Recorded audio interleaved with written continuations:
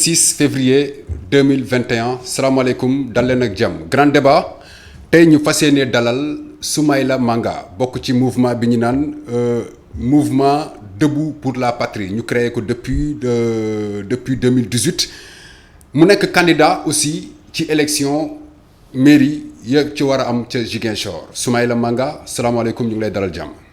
maaleykum salaam monsieur Sène di profité ci occasion bi di nuyoo toute la rédaction de la Teranga TV. di nuyoo te waa Ziguinchor. ñoo xamante ne incha allah le moment venu war naa taxaw nekk seen candidat pour la première fois. un candidat pour la mairie de Ziguinchor. dinañ ci ñëw merci beaucoup. fi ñuy njëkk dooree mooy jamono bi dëkk bi andil Sonko yóbbul Adji Sarr ainsi de suite assemblée nationale tey ban lecture nga mën a def ci actualité Ousmane Sonko bi. bon merci beaucoup monsieur Sène xam nga mbir mi. nit bay wax da nga wax dëgg te yàlla tax. ndax bu muy xew kenn fekkew ko. Sonko c'est vrai que moom en toute responsabilité moo jóg dem pour faju ji. bu ma xewee ku nekk taxaw ne waru fa dem pour quelle raison ñu avancer ce n'est pas valable.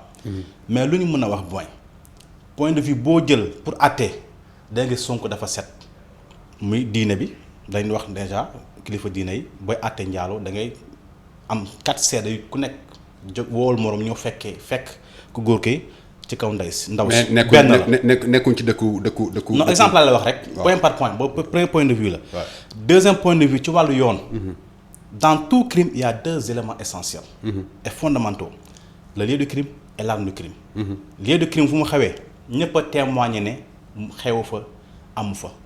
ba gis nga sax collègue am dafa taxaw mu ne kooku da ko proposé 100 000 francs pour mu noppi. ak lépp lu fa xew. ak les contradictions. beneen élément mooy l'arme du crime parce que xam ne saa yu amee viol daa am lu ñu wone comme preuve ne lii viol am na. du certificat médical bi du lu ñu fa fekk ak leneen te amoon nañu fa exemple yoo xamoon ay nit yu siiw fekk fa ay préservatif fekk ay sperme ci signade ba leneen buñ bind naa ci donc amul benn élément bi wone ne Sonko daa violé pire dañ gis ne il y a ce qu'on appelle le parti au pouvoir derrière tout ça ou la coalition donc mooy wone y a la thèse du complot. moom wax na ko démb dès lors que les enquêteurs xool gis nañu y a benn bokk yaakaar ci dossier bi ci lañ arrêté les enquêtes et c'est fait à dessein. pourquoi dégguñu le médecin l'avocat et tout ceux qui sont derrière te seen naataango Pape Sané ba da ko wax le 2 février bu affaire bi xewee le 2 février. fekk Adji Sarr porté ko plainte y a un bulletin de renseignement bu dem ci table ministre de l'intérieur. di wax ne Sonko a violé mais nu ñu ko xamee si l'affaire était privée. te le lendemain la kii porté plainte da gis nga lu fi xew te ñun dañ tàmm am ay viol tous les jours. mais bu viol bi amee pourquoi moom la fille. demu ci ay mbokkam ñu taxaw ko. ku ko yor muy fanaan ci këram dafa liggéey pourquoi kooku yëgu ko. donc mooy woon depuis le départ y a la thèse du complot. mais thèse du complot boo xam ne da ngeen cee joxoñ baaraamu tuuma le président de la République alors que moom dégagé na toute responsabilité am. non gis nga moom. ku wax feeñ yéen nga fàttali bu affaire bi xewee dafa jóg mu ne bu ci kenn wax parce que xam na ku wax feeñ mais bu mu waxee man bind naa il a lâché 2 bombes. fan la waxee loolu. RFI. non bu mu waxee loolu dafa bind message waa benn bokk yaakaar ñu génnee ko. message ban la. non bu mu ne salut chers membres de benn bokk yaakaar je vous demande de ne pas se prononcer sur l'affaire Ousmane Sonko car c'est privé. ok bi mu soog a xew mu dem ba ci biir. mën ñu noppi parce que lan la thèse de complot mi ngi dem di feeñ léegi ñoom ñoo def ko affaire d'état lever la gendarmerie la police ay moyens seen journaliste man ñoo woo du ay journaliste parce que ñoom ñu ngi takkal seen liggéey day sa xale ñi ngeen di woo ci réseau les journalistes dégg nga jël assemblée paraxee ko violer la loi violer procédure def leen neex dégg nga dem nekk léegi avocat. mais est-ce que du journaliste bu wax loo xam ne arrangé wul parti Pastef rek gars yi jiñ la ni da ngaa bokk ci mouvance présidentielle bi. man bokkuma Pastef wax naa la élément yoo xam dafa seetal Ousmane Sonko. ok malgré ça ñu continuer. te il y a un passé récent Cheikh Bamba Dièye bi nga ko convoqué à la DIC dafa taxaw man kenn levé sama immunité parlementaire mais dossier ba te kenn waxu ci. exemple Moustapha Niasse gis jamono waat bu mu taxawee jiñ ko 5 milliards Sonacos yi mais dañ dem ba ci biir mu ne ce sont les journalistes qui ont déformé propos fa lañ arrêté la procédure. mais pourquoi Sonko malgré la violation de la procédure de la loi du règlement intérieur et tout mais ñu tey ñun dem lever immunité parlementaire. parce que ñoom jàpp na c'est l'occasion rêvée à ne pas rater pour Saliou Sonko wala. mais ban intérêt la ciy am.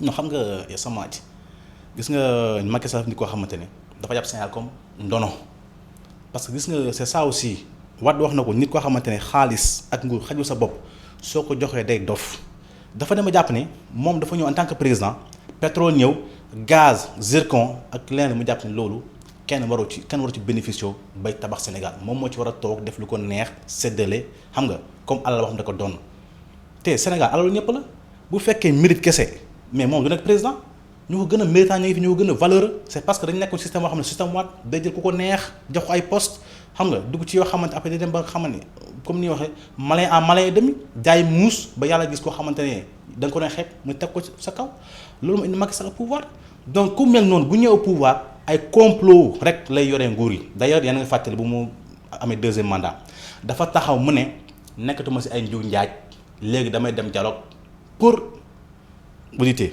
le fichier électoral et évaluer le processus auditer le fichier électoral et évaluer le processus démocratique moo indi dialogue bi mais mu dem ba ci biir xam ne mais bu demee day ñaaw wala bu mu koy wax gëmu ko dafa doon nax nit ñi.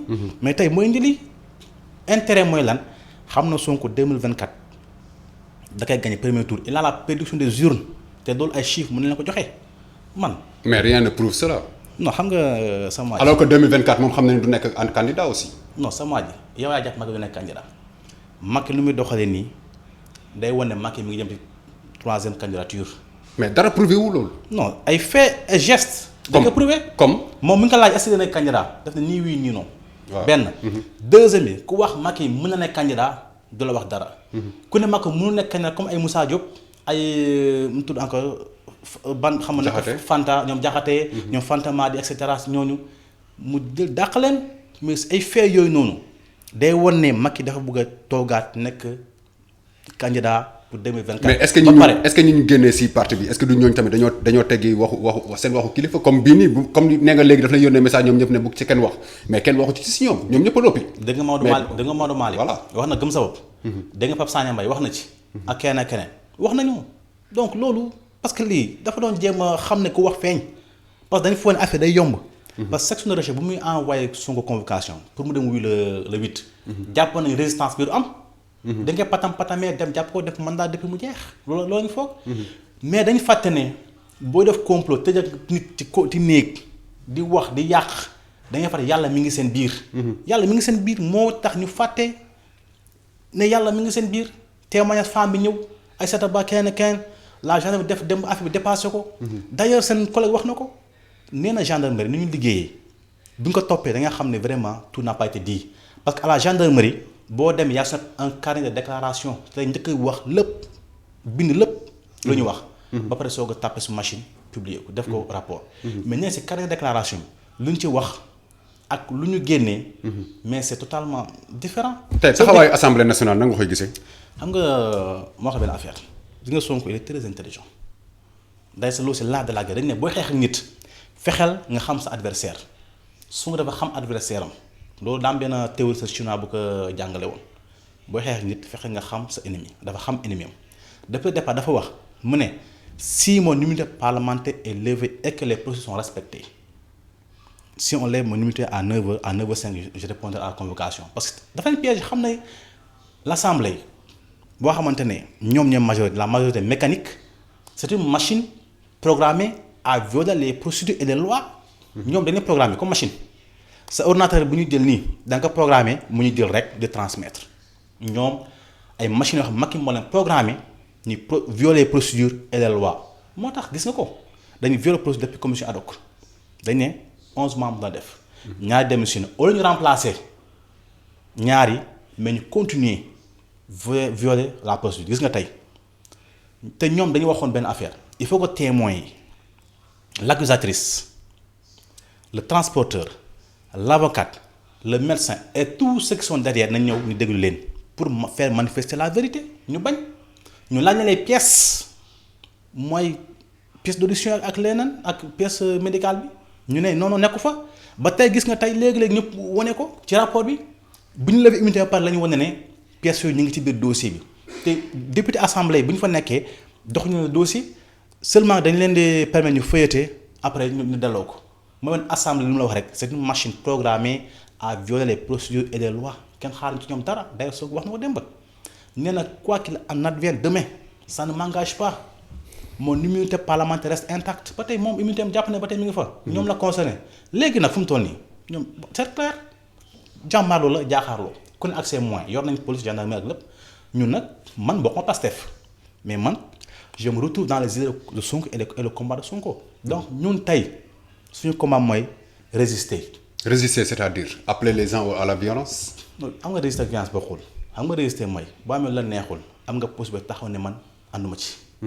faire bloc par exemple tey man ak ñu ma àndal ak ñeeñe mën nañ xëy taxaw ñe dañ convoqué Sonko demee ñu dem taxaw bu këram ne kat du dem.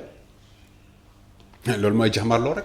ne ñoom bu ñu ci wooyee mais ils sont obligés de ça la légitime défense d'ailleurs moo xew le 8 mars dañ ne xale dañoo toj dañoo yàq xale yi tojuñu xale ñu def mooy légitime défense parce que ñoom dañ taxaw ne ñun nous faisons bloc pour défendre notre candidat notre leader Sonko ñoo fekk leen sànni la grenade lacrymogène dal seen kaw. donc les gosses étaient obligés d'exercer ce qu'on appelle la légitime défense donc tey ñu jàpp les 33 yooyu ñu jàpp noonu à la place ñu fa nekk mooy le procureur Macky Sall moom ak ñu mu àndal ak les policiers seen chef joxe ordre ñoo war a nekk à la place de 33 dañoo woon ci gouvernement bu normal dañoo waroon tànn 33 responsables ci ñoom ñu remplacer boo yooyu noonu loolu mooy yoon mais pas ñu tey ay innocent yóbbu leen foofu noonu. d'accord la réalité. tey moment bi ñuy wax loolu yëpp moment boobu la ñu promulguer affaire vaccin bi mais boobu ak léegi aussi dégguñ kenn si yéen koo xam ne mun na jàppale gouvernement bi par rapport ak ces vaccins là. non xam nga vaccin avant vaccin il y a le coronavirus ñun dañ jàpp benn affaire le coronavirus existe bel et bien. mais ñun lu ñu wax mooy toute pandémie a son foyer ñun bu ñuy palu du rey fii nii presque 400 000 éléments ñu muy jàpp ma 200 000 par année ñoom Europe xamuñu luy palu bu Ebola di dem ay am Guinée Conakry. Libéria ak feneen Sierra Leone ñun yëguñu ko. donc le foyer du coronavirus du Afrique Sénégal du bon donc feneen la mais dañu indi son appel le corona fen. le corona fen. corona fen corona mensonge. c'est-à-dire dañu utiliser corona pour fen nit ñi à la place du coronavirus on a le corona mensonge parce que lépp ay fen la ay montage parce que tey comment se fait yow ñu ne corona mi ngi Sénégal. ngay organiser ay manifestations ay ngénte ay jabaram. ak mais loolu population bi la. dama ne gis nga jabaram mu dem ngénte. kan jabar Macky Sall. Marème Faye. ban ngénte la dem ci coronavirus bi yow tamit. dama ne gis nga fi ñëw nag ci photo ay ngénte muy tàccu di fecc ak kenn xamul. non loolu avant ay anniversaire ñëw la. dama ne lu bul fàtte le coronavirus a commencé le 2 mars. waaw ça fait presque bientôt un an. un an waaw. dama boobu noonu. non mais Marème Faye Sall mënul am irresponsabilité boobu tamit di dem ci ay xew. nañu wax dëgg. loolu. boo paree nga tàppe foo mënta réseaux sociaux yi nga tàppe ci YouTube tàpp fi nga gis ay images. mais ay images yoo xam ne yàgg na. non quand même tamit si biir. non c'est que bu jàmmaarloo nit tam ba koy taxal leneen affaire. di ma wax dama ne loolu ça existe bel et bien ay anniversaire ñu ngi koy organisé dégg nga gis nga bu mujj bi rek mooy PCA kii du mutuel autant pour moi maa ngi wax kii mutuel maa ngi def promotion sax mooy Sénélec. ci biir deuxième vague bi. da def organiser une manifestation ba muy wax ne chaque année le directeur day am possibilité recruter 300 employés. te moom bu gagné woon zone am Macky na ko def directeur ba mu mën a recruter 300 000 emplois. ak leneen ak leneen ñu ngi def ay manifestations respect des mesures barrières. donc fa la problème bi commencé ba ñu ci vaccin yi te vaccin ñu koy conceptualiser est-ce que dafa adapté wu ak ñu suñu réalité. c'est-à-dire xam nga en Europe par exemple.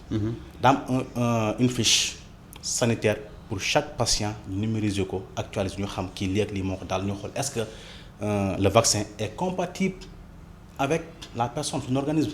mais fi amul. mais fii dañ lay laaj. lu ñu laaj yow déjà yow fii. il y a des questions bien sûr. dama ne déjà fii en Afrique au Sénégal boo jëlee 4 personnes kenn ku nekk ba dem hôpital da nga fa jëlee feebar lu ñu naan les maladies nosocomiales. hôpital yii nga fi nga fay dem kat bu fa duggee kenn dafa jëlee feebar lu lañu wooye les maladies nosocomiales 25% des gens qui entrent à l'hôpital dañu fa jëlee feebar ñu koy les maladies nosocomiales.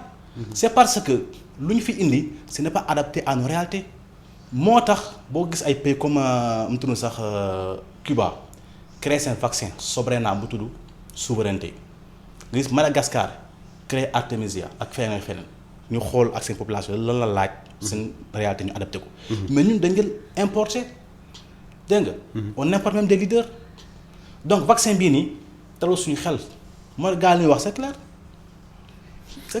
yéen daal dama yaakaar ni lépp lu Macky Sall la dugg rek mbaa mu dugal ci loxoom daal yéen pour yéen baaxul quoi. Macky moo ñu woon lu baax Macky mus ñu woon lu baax Macky ministre de l'intérieur moo voté sans pièce d'identification sans carte électeur mu def le forcing Macky moo waxeet Macky moo fi lu mu def woon ñu lu baax moo mu ñu ko gëm te nee nañu ku njuma rey sa maam boo gis lu ñuul daw kon nu nga gëmee du nga gëm. kon yéen gëmoo leen vaccin yi tamit. man vaccin bi man gëmuma ko man ça m'engage man gëmuma ko ba bis ma gis lu leer. gis naa sax yow kay waxuma la vaccin yi rek même corona bi sax da nga kaa gëmul. mais yow sa koñ gis nga ko palu yow est-ce que gis nga corona. gis naa ko kay. foo gisee. gis naa ko sama copain ci moom dal na ko. sa copain loolu kay moom dañuy wax dëgg rek. wax nañ ko yow yan élément mu lay wan ne loolu li ñuy wax mooy manifestation corona soj yàgg na fi bii bi daw yàgg na fi lépp yàgg na fi. donc boo jëlee nga xool lu fi yàgg am fi nga ne li nga manifestation corona. mais yow li ngay wax nii sax délit la ah. kan ci Covid am corona am di dal nit ñi di dee nga ne yow amul. man laa wax man dama ne man ni nga ko waxee au Sénégal l'ampleur bi nga ko waxee amayul noonu c'est clair ampleur bi nga ko waxee nii non am na nii et cetera man gëmuma ko noonu je sais que le corona existe bel et bien mais l'ampleur bi nga ko waxee man gëmuma ne am na loolu ça m'engage. mais loolu ak responsabilité bi ñuy toll yow nga bëgg nekk maire ca Ziguinchor. mais un responsable ne parle pas comme ça. dama ne qu'on se dise la vérité aussi. un responsable ne cautionne pas les mensonges et les pratiques politiciennes.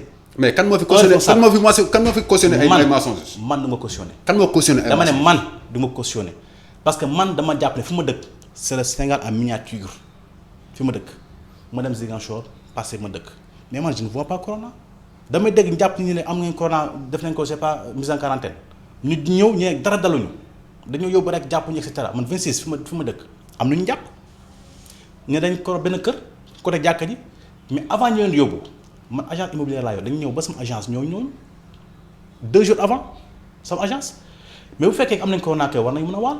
te bu la yóbbu dañ dem ba foofu waa koñ bi génn ñu ne kër ñëpp am corona ñoom fu ñu nekk noonu quarantaine ñu def ay vidéo yoo nekku ñu ne ay fen la ñoom dara daluñu 26 man sama koñ.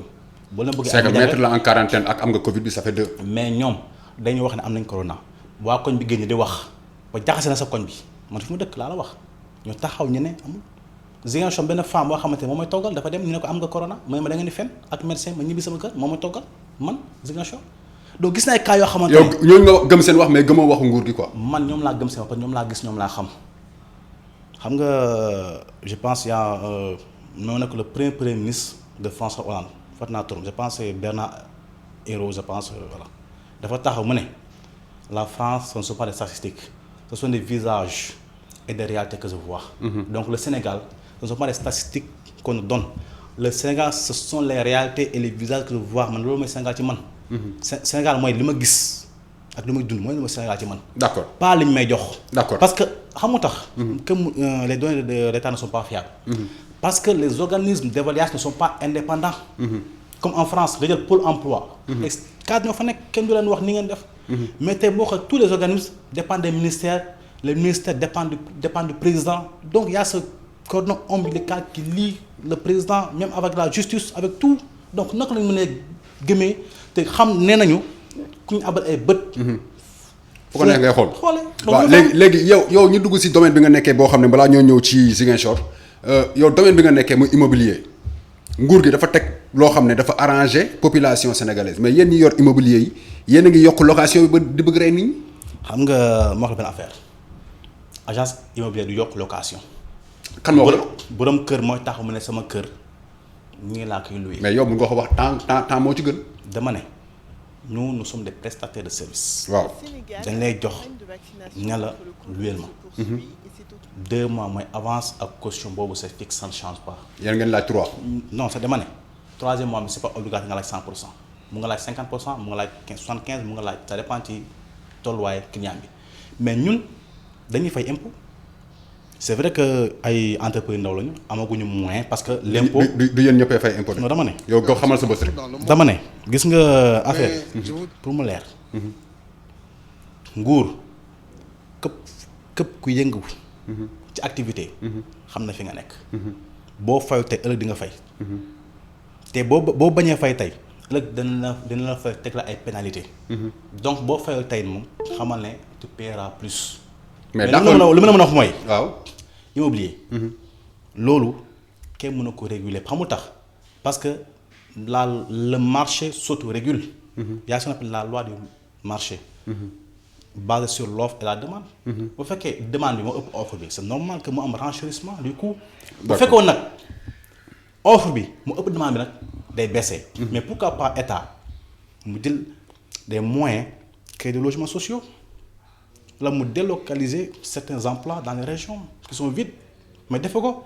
la responsabilité incombe à l'état mais dañu bëgg yàq der naan ay agents immobiliers ça c'est faux parce que le marché s'autorégule kenn du ko réguler. d'accord kon jàpp nga ne loi bi lu ñu war a mën a xoolaat la. loi bi amul sens ndax respecté ñu ko parcelle fii da nga doon louer ay chambre à 25 000 francs 20 000 mais bu ñu yokkee loi bi bu ñu indee loi bi la nit ñi génn yokk ba 40 50. mais yéen la. ñun dañu am ay kër. yéen a ko yokk. dama ne borom kër ñoo yokk. bëri na ay agence immobilière yoo xam ne borom kër day ñëw joxe leen appartement par exemple à 100 000 mais ñoom ñoo koy yóbbu à 150 000. loolu sàcc la. ah voilà. ku ko def borom kër yéegu ko. majeure partie des agences dañ koy def. dama ne man en personne man maa ngi wax nit dama seetaan. man frais de déplacement du nga ko laaj comme ni ngay def ni lay woon ay noo 5000 francs pour nga man du ma ko laaj parce que man xam naa loolu. te man location ñu bëri xamoo ci location man en personne. man loolu def may accompagnement prestation de service vente et cetera man loolu laa gën a yëngu. d'accord un cool si laay kii. parce que xamu tax. c'est vrai que métier dafa yàqu lépp loo gis am na ñu baax am na ñu bon. c'est vrai que dans le métier. y a des gens yoo xamante ne respectent pas les règles loolu c'est connu. d'accord courtier et cetera dañu def leen neex wa ñëw ne la néeg baa ngi nii di la encaissé 2 encaissé 3 000 ça existe mais nga nguur moo war a réguler loolu.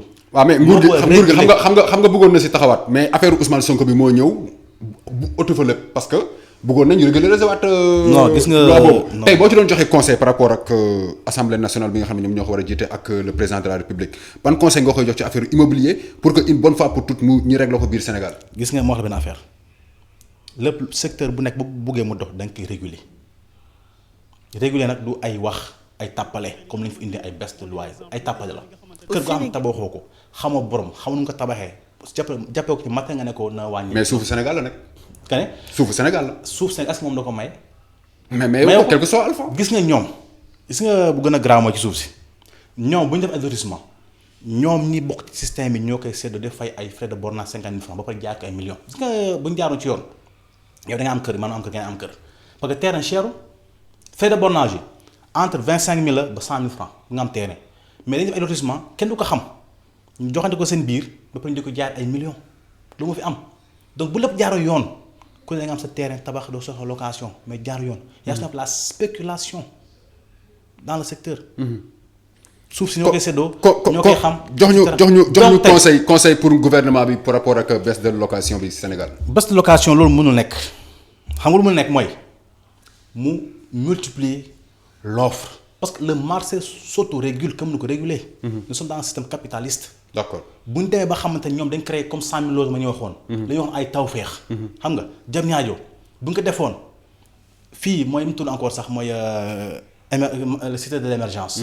bu jaaroon ci yoon ñu joxe ko à moindre coût ñëpp mën ci am bu waa nag borom kër ñoo dem di wëri locataire. d'accord dans ce cas nag baisse prix des wàññi nee naa fii néeg 25 millions 26. léegi. terrain yi fii xam nga ñaata la woon 26 par exemple man 26 laa dëkk terrain yi xam nga ñaata la woon. ay 6 millions 3 millions 4 millions. mais léegi 30 ba 40 millions ba 50 millions lañ koy jaayee. benn nekk ngeen koy loué 50 000. dama ne terrain laa wax de. ñu ngi ko jaay à 6 millions dans les années 2000. d'accord 3000. d'accord 2000 2003. conseil bi nga mën a jox gouvernement bi mooy pour ñu wut logement sociaux yi. nañu mu gën a bëri benn. d'accord benn la. deuxième mooy nañu faire comment xawma rek décongestionner Dakar yaa sonn la macrocéphalie de Dakar. comme nit yaram bi sa bopp bi ngande mooy Sénégal. xam nga nit bu yaram bi sewee tànki sa bopp nga ne parfois da nga dox di bëgg a daanu. waaw c'est ça le Sénégal. d'accord le tout est concentré à Dakar moo tax ñu ne la macrocéphalie de Dakar. D'accord léegi nag. dañ jël ministères yi. services yi. ak yeneen. ñu créé ko dans les régions ni ñu mën a delluwaat replier wu dans ce cas on donne du sens au salaire parce que kuy fekk 100 000 francs à Dakar ça ne sert absolument à rien. D'accord mais comme des 100 000 francs dans les régions Ziguinchor Tamba. tu es maintenant tu es un boss. ñu wax na fi pôle les pôles territoire. anamu fàtte na ko. c'est-à-dire mooy nit Macky dafa nit koo xamante ne bu waxee fii tey bu subaa fàtte. d'accord li mu gàddu moo diis moo tax di leen rappeler que ni ñu ngi dalal tey Soumaïla Manga bokk ci mouvement Debout pour la Patrie nekk candidat ca élection bu mairie ca Ziguinchor foofu la ñuy dem desi léegi Ziguinchor moom daa am borom fu mu toll nii. borom du kenn ku dul. mooy kan Balde ba fa nekk nag nga bëgg koo déjati pour ci élection yi nii moom saa waay xam nga ni du yow yaa ko fu mën a déjati. non xam nga borom Ziguinchor mooy les populations. mais am na ku ñu fa jiital. c'est vrai. voilà parce que les jeunes n'avaient pas compris xam nga boo xoolee Ziguinchor depuis ñoom Etienne Carvalho ay Jules Charles Bernard. xam nga ay ñoom Mamadou Sy le maire ay ñoom Robert Sagna ba ci Balde ñooñu dañuy incarner un système dañuy choisir teg leen fa jox la ay moyens dem leen. nga nekkal fa le pouvoir. nit ñu dañu comprendre loolu. ba tax ne léegi ñun la jeunesse dañuy jóg ñu ne pour la première fois day am ay candidats yoo xamante dañuy jóg ñu ne ñun nous sommes des candidats des Ziguinchorois pas des candidats imposés aux Ziguinchorois. léegi na nga Balde il est le maire de Ziguinchor. kenn du ko bañ. mu defal liggéey bu am solo tamit. non Balde moom mooy le pire maire de l'histoire de l'Afrique et du Sénégal. waxu politique rek ngay wax. non la réalité laa lay wax. Balde moo xam te boo ko woowantee nga ne ko def ma bilan mais non l'État a fait il ne sait même pas la différence entre la mairie et le pouvoir central tey boo ko woon fi nga ne ko defal ma bilan xam nga lay wax l'État a fait ceci les 15 kilomètres de Promoville le centre xam de tri bu des vidanges c'est-à-dire moom xam nga sa la mooy compétence am c'est le pire maire de l'histoire du Sénégal. xamul sa compétence mais ñaata at la Balde nekk ci administration nga ne xamul compétence am fu mu toll. boo fa nekkee te xamoo y avait un débat entre lui et moi boo demee nga xool dafa taxaw mu assainissement de compétence am ma ne ko monsieur le maire yow xamoo lu tax lii moo tax xamoo dara lii moo tax defoo dara parce que xamoo lu tax Sénégal Ziguinchor teg la fa parce que moom dafa jàpp ne nekk maire mooy pare na ay soirée xawaare nawetaan ay fecc ay danse ay lutte c'est ça sa compétence mais Balde amul benn projet bu mu lay wan ne bii maa ko fi teg sauf des cas exceptionnels mooy comme la coopération décentralisée avec les 1500 lampadaires de la Finlande sinon dañoo mën ne non état def na lii état def na lii. est-ce que du moom moo booster état pour état def loolu. ne loolu c'est pas sa compétence mooy lu nga ko jagleel à travers le code général des collectivités territoriales ba pare moom mu am un budget. dafa taxaw mu def naa lii ak sama budget lii ak lii c'est ça un maire. mais taxaw nga ne état lii di def chantage wala nga dem aliéné wu auprès de l'état mais loolu ñu ko def mooy le candidat Benno Bokk Yaakaar authentique ñoo ko def ñoo war a taxaw ñu ne ñu suñu président moo def nangam ndax ñoom am na le patron à Ziguinchor. mais Benoît Sambou ak ñeneen ñu fa nekk. ñoom Ibrahima Mendy ñoom Doudou Ka ak ñeneen ñoom ñoo fa représenté de Macky Sall. est-ce que du yow mi loolu ngeen bëgg sax pour dem duggi fa parce que parti politique yi bëri ak mouvement yi bëri instant bi dañuy ñëw créer benn affaire rek juste pour ñu woo leen après ci biir parti bi. non gis nga man 2014 ba tey ak ñi mu àndal ñu ngi xeex dafa genre proposition bu ne ñun luñ gëm mooy lenn suñu wërsëg yàllaa ko yor te incha allah dañ koy jot moom fekk suñu néeg la ñuy fekk mu ñuy nelaw loolu luñ gëm la. yaakaar nga ni élection locale dina am ren. non élection locale man gëmuma ko xam nga tax y a tout un processus parce que l'évaluation du processus électoral et l'audit du fichier électoral dafa war jël 120 jours. on est au mois de mars presque boo jëlee mars avril mai juin yaa ngi ci nawet. élection mën a am. boo paree ñu soog a d'accord sur des points def modification du code électoral du code général des collectivités territoriales ba pare moo passe assemblée. ñu voté ko promulgué ko. ça prend énormément de temps. ba pare nga soog a def lu ñu naan la révision des listes électorales. xale yi bindu les premiers votants ku changé ba pare nga soog a jël un décret pour fixer le rendez-vous. donc man gëwuma mën a nekk. mais mën nañu ko coupler ak législative yi dëgg mooy décembre 2021. mën nañu ko coupler ak législative yi donc. ñoom bëgg nañ ko dañoo wax ñoom bëgg nañ ko ñoom. ñan. waa parti bi waa Macky Sall bëgg na ñoom élection d'ailleurs dégg nga ñu ko wax nee nañu Macky Sall dafay wax bëggul élection fii ak 2024. bëggul élection fii ak 2024 ndax lan. parce que peut-être il est l'homme le plus renseigné tous les jours le président va aux élections il faut ngeen xam loolu parce que renseignements généraux yi bulletin d'information yi les médias et cetera les avis mi ngi recueillir di xam voilà la situation. moo tax mu xam ne instant yii nii benn dafa sumb loo xamante ne dafa woote leeral mooy audit du fichier électoral et évaluation du processus électoral ba nga xamante ne njuuj na du amati te ku nekk ñu ngi koy teg bët. donc bu demee te ci conditions yi nii day ñaaw ci moom. moo tax nag instant mi ngi indi ay diversion affaire Sonko. jël ay nit yoo xamante ne ay xale yu ndaw di jaxase réew mi. affaire Adji Sarr affaire xam nga naka Sow Diary Sow yoo xamante depuis le départ de France taxaw ñu ne Adji Sow comment ça Diary Sow est partie d'elle-même. Adji Sarr nee dañ ko violé naka mbokkam géré ñu bàyyi ko Diop Isaac dinañ ko fii am na doole écoleur am doole Cheikh Yérim Seck am na doole est-ce que buñ ko jiñee ay viol est-ce que dañ mobiliser l'État. sax jàng dégg ay viol. yaa ngi sa benn mineur bu nekkoon fële turu sax Arabie Saoudite ñu indi ko mais est-ce que dégg nga ñu am ampleur bi nii parce que bii dañ jàpp ne c'est l'occasion rêvée pour divertir les Sénégalais. ba duñ tal élection locale. duñ tal leen. d'accord donc gis nga Macky Sall. na xam ne Sénégalais yi ñu ko sëriñ waxee ñëpp a tëdd mais kañ nelawul. d'accord à malin et demi voilà. fi may jeexlee ak yow benn laaj mooy fan la Sénégal jëm fileeg élection 2024 comme ni ma la déggee nga wax nii est-ce que tey am na benn message boo mën a lancer jeunesse bi lancer ko Sénégalais yi ñun ñëpp parce que dañoo war a toog nag ci dal réew mi waruñ koo mën a tàlli. noo xam nga dal ku ñu diital moo war a indi dal kenn ñàkkul fayda bañ lay fekk ba sa biir kër di la toroxal du man du Sonko du yow du keneen. nit am na fooy toll dee moo lay gënal lépp te jeunesse fa la toll.